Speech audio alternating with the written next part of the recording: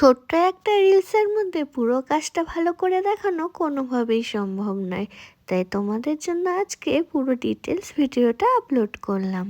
তোমরা যখন আমার আইডিয়াগুলো এত পছন্দ করো আর নিজেরাও আমারটা দেখে করার চেষ্টা করো, আমার ভীষণ ভালো লাগে আর মনে হয় আরো ভালো করে তোমাদের সেগুলো বুঝিয়ে দিই। এত কমেন্টসের একবারে রিপ্লাই দেওয়া তো আমার পক্ষে সম্ভব নয়, তবে আমি ধীরে ধীরে সবার রিপ্লাই দেওয়ার চেষ্টা করি। আর তোমাদের যে কোয়ারিজগুলো থাকে, তোমরা যা জানতে চাও কমেন্টে সেগুলো বললে আমি অবশ্যই তোমাদের রিপ্লাই দেওয়ার চেষ্টা করব। আমি সুপার ক্লে দিয়ে এখানে হনুমানজির ডিটেলিংগুলো করেছি। তোমরা যখন পুতুলের উপর ক্লে গুলো লাগাবে তার আগে একটু আঠা লাগিয়ে নেবে, তাহলে খুব সুন্দর করে ক্লে গুলো লেগে যাবে আর কখনো সেগুলো ছেড়ে আসবে না। এবার পেপারের উপর রামজি আর সীতা মাতার ছবিটা এঁকে সুন্দর করে রং করে নিলাম। জানো তো, জীবনে প্রথমবার এত ছোট ফেস আঁকলাম, তবে আমি চেষ্টা করেছিলাম এত ছোট হলেও সমস্ত কিছু সুন্দর করে আঁকা। এবার হনুমানজির বুকে আঠা দিয়ে রামজি আর সীতা মাতার ছবিটা লাগিয়ে দিলাম। বুকে লাগাতেই কত সুন্দর লাগছিল দেখতে। অনেক দিনের ইচ্ছে ছিল শ্রীরাম, সীতা মাতা আর হনুমানজির মূর্তি তৈরি করব। ভেবেছিলাম 3টে মূর্তি তৈরি করব, কিন্তু কেন জানি না হঠাৎ করে চোখের সামনে এই ছবিটা ভেসে উঠল।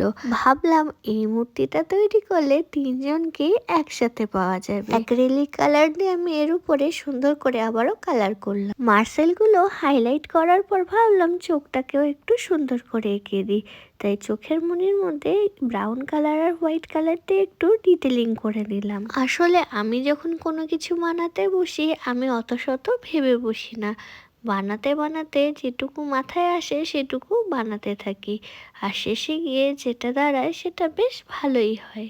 যেমন ধরো এই বেসটা প্রথমে আমি ব্লু কালারের একটা গোল রাউন্ড তৈরি করেছিলাম, তারপরে হঠাৎ করে মনে হলো এটাকে যদি ওয়ার্ল্ডের শেপ দেওয়া যায় কেমন হয়। পৃথিবীর উপর হনুমানজি দাঁড়িয়ে আছে আর বুকে রামজি আর সীতা মাতা।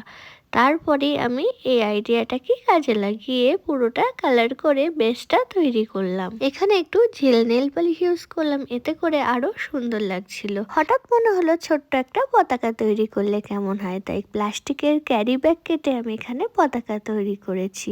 এর উপর গোল্ডেন মেটালিক কালার দিয়ে আমি জয় শ্রীরাম লিখেছি আর ব্ল্যাক কালার দিয়ে একটু হাইলাইট করে দিয়ে তার উপরে জড়ি লাগিয়ে দিয়েছি। আমার ছোট্ট পতাকা আর ছোট্ট গদা রেডি হয়ে গেছে। কত কিউট লাগছে তাই না? হনুমানজির হাতে দুটোই আমি দিয়ে দিলাম। এরপর আমার পুরো কাজটা কমপ্লিট হয়ে গেল।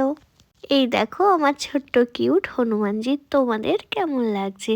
যদি তোমাদের ভালো লাগে অবশ্যই একটা লাইক করে দিও, আর যদি আরো ভালো লাগে তাহলে একটু শেয়ারও করে দিও। তোমরা নেক্সটে আর কি ধরনের কাজ দেখতে চাও সেটাও অবশ্যই কমেন্ট করে জানিও, তাহলে আমি সেভাবে কাজ করার চেষ্টা করব। তোমরা অনেকে আমাকে পেপার ঠাকুর বানানোর জন্য রিকোয়েস্ট করেছো।